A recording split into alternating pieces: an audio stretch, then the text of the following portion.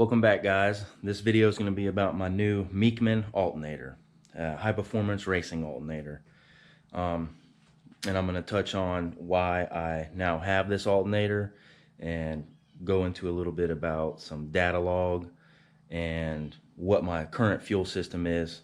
So I'll start with the alternator here. This is it. So you got a little fog on the screen there, but it's a 170 amp high performance alternator for racing applications to be able to support the RPM I'm turning. It does have a little bit bigger pulley than the factory one that's on my car. I was speaking with some guys and they said that I could probably just put a larger pulley on my alternator, and I'll go into the reason being. But this alternator here, I guess, is like 130 amp or something like that. It's a 2002 stock alternator off of this car originally. I mean, it might even be the 2002 alternator, but either way, it's just a Delphi stock deal. And I couldn't just throw like a big truck alternator on it because of the ITC brackets that I have. You know, it's got the bracket system from ICT it runs a F-body water pump, but a truck dampener. So, you know, it's got a lot of different stuff going on here. With that being said, I believe I need an alternator, so I contacted the best in the business, which is Meekman, and spoke to a gentleman named Tony, and he was real good. I sent him a bunch of screenshots and some videos of the car and told him what was happening, told him about my fuel system. So basically this goes back to right after I got the boost controller working. The first time we went to Orlando on the prep side, I noticed that towards the shutdown, my AFRs were creeping on me, and I wasn't really concerned about it at the time. I just thought it was a VE table, needed adjustment, you know, no big deal. And we weren't able to turn it up anymore that day anyways. And then in Albany, I continued to notice the AFR was getting away from me, and one time on the scramble, I originally thought it was going to boost cut, but it was an AFR safety shutdown. Like basically it was just no fuel in the cylinders, and it was just nosing over and popping, which I contribute E85 to saving my motor, because when I go back and look at the data logs, as I have a couple times, if I was on pump gas, there's like either the head gasket, or if I ran the quarter mile, that I'd have burned the head gasket or clipped a piston land, something like that. But so I kind of got to cover up the top of my data log here, because I always title my logs with like what my draggy times were, what round it was, you know, just a little bit of information that, you know, I got to keep private. But so here is the data log from Dig or Die when I raced first round and got put out. The yellow line is AFR and the white line is RPM, and down on the bottom the red line is battery voltage and the green line is fuel pressure. So as you can see at the top of first gear at 6,764 RPM, battery voltage goes from 13.2 and just slowly starts dropping. That's 12.4, 11.8, 11.6 volts. And if you come back here, you see my fuel pressure was around 50, and as soon as the alternator shuts off, fuel pressure dropped to 47.6 right there. And then as you just watch the green, it slowly drops. And while this is happening up here, AFR is slowly climbing. So I had been thinking that I was running out of fuel pumps, which the fuel pumps that I have should support somewhere around 1,300 horsepower if plumbed properly, and obviously if they have enough voltage. So I pulled the filters off and checked the filters. They were clean. I drilled out some Schrader valves to keep it from, basically like a check ball, to keep it from backflowing through a second pump. You know, it keeps the pressure locked into the fuel rails. So I drilled both of those out. The AN fittings were, I have twin -8 feeds, one to each fuel rail, and the fittings themselves were, I mean, they were considerably smaller inside, so I drilled those out, and we went up to Rockingham, and as you've seen from this data log, the same exact thing happened. So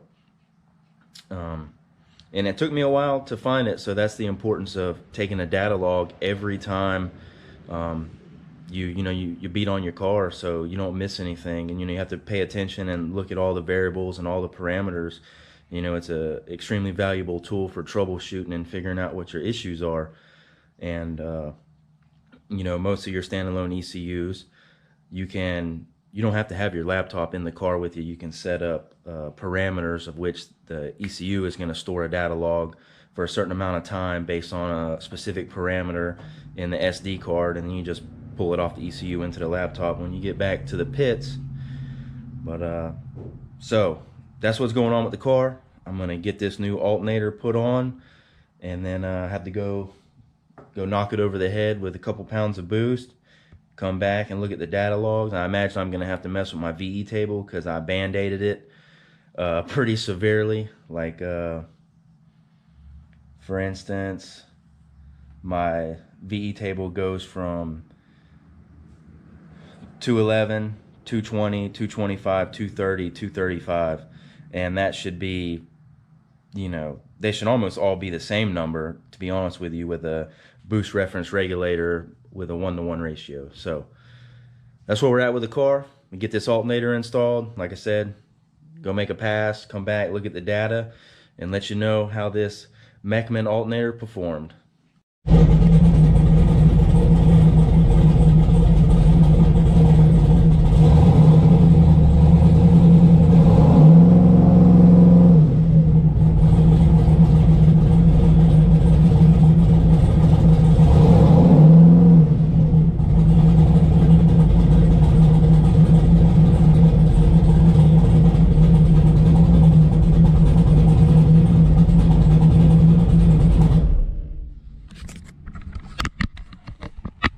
Alright, so the new alternator's on. It's a piece of cake, just a couple bolts, and just kick the power switch on. Started the car, which is a little bit of a struggle because it's cold. It's pretty chilly here in Florida today, but as you can see, just idling voltage is like between 13.9, 14.2 at 700 RPM. And I can tell you, since I put this car together with that alternator, not one time ever have I seen 14 volts on that display. It's usually around like 13.6, 13.7. So I already know the whole entire ignition system is going to be happier, and I'm quite pleased with that already. So the only thing that's left to do is go out and take a data log. Probably going to adjust my VE table real quick prior, pull some of that fuel out of there, because I'm sure if this fixes the issue and the voltage doesn't drop and the pumps supply the fuel and the fuel pressure doesn't drop and it supplies the fuel that my VE table is asking for right now, it's going to be super rich. So I'm going to go ahead and pull that down a little bit, probably like 10%, 15% up in that area, and take a data log and see what we got.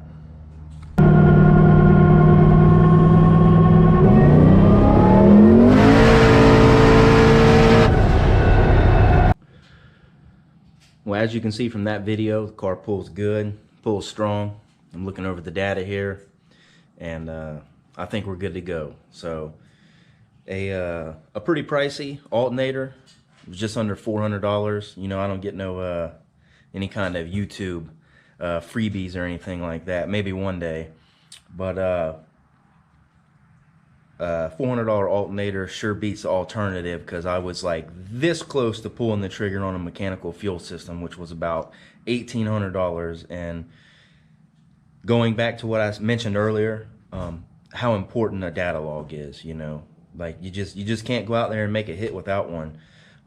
It took me a while to find it, but I did eventually see the voltage drop, and we're good to go now. I actually made 2 hits. The video you just seen was the second hit after I made some VE corrections. I pulled like 10% of fuel above 200 kPa and went and made a hit, and it shut the motor off with so much fuel, and I'll show you here. See how well I can get it. So if you see that AFR is 11.9. Let's see if I can get it to focus. And as I start coming over, 11.9, 11.5, 10.7, 10.5, 10.0, and it just shut it off. So I pulled over in the cut out here in the country and shut it down, pulled this data log, looked through it, you know, the importance of a data log again, looked through it and seen that it was just too much fuel, and that's what happened. So I, you know, took this data log and went into the actual tune and adjusted the fuel accordingly, which I'll have to fine tune it one more time, but I can bring that log up and show you, which is the video of the run that you've seen. And so it looks like I still have a little bit of injector as well.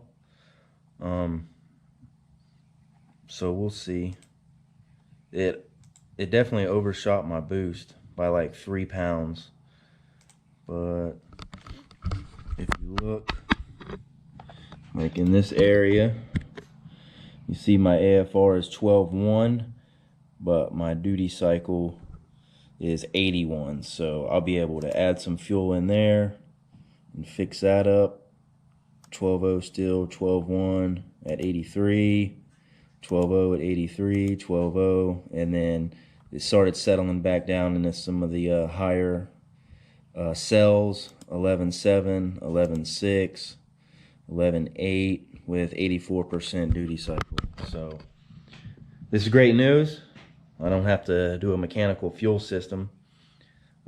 Wasn't looking forward to that at all. So I'll wrap this video up here. You know, thanks again to Mechman Alternators. You know, if you're in the if you're looking for an alternator, you know, give those guys a call. Like I said, I spoke with Tony, and he was able to get me set up with something that would work with my ICT brackets. And great guys, sent me a couple of decals too. Like I said, I'm happy with it, and now we got the fuel that we need, so hopefully no more AFR shutdowns when we're racing famous people. Make sure you like, subscribe, hit the bell, get notified, share it, tell your friends about my slow car legacy performance, and thanks for watching.